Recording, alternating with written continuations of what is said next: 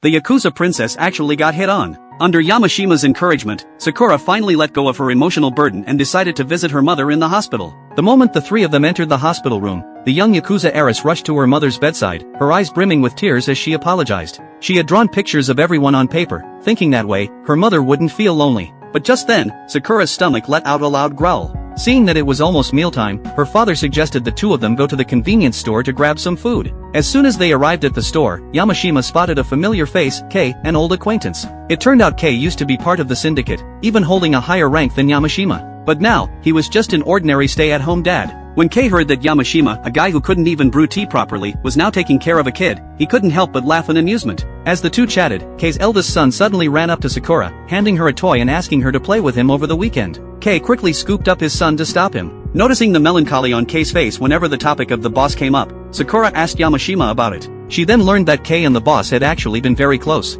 However, Kei eventually left the group because he found something he wanted to protect. Though the boss didn't hold it against him, Kei still carried guilt. After receiving a message from his wife, Kei bid them farewell and left. But before he could go, the young heiress spoke up, telling him that her father wasn't actually angry with him, they could still reconcile. Overwhelmed, Kei burst into tears before patting her head and promising to visit properly with gifts another day. Back in the hospital room, Sakura went straight to the boss and relayed Kei's words. Her father smiled warmly and patted her head in approval. Before they knew it, evening had fallen. The two bought an entire box of donuts, planning to share them with the syndicate members later. But just then, the sound of a meow caught the heiress's attention. Venturing into a nearby alley, they found a small black kitten inside a cardboard box. Instantly charmed by the adorable creature, the young lady was about to approach when a hand suddenly reached out from the shadows. Yamashima quickly shielded her, only to find a girl collapsed on the ground from hunger. At first, they assumed she was a runaway who had taken the cat with her, but from her story, they learned she was actually a student who had fled home after being scolded by her parents over her poor grades. The black cat was just a stray she had stumbled upon.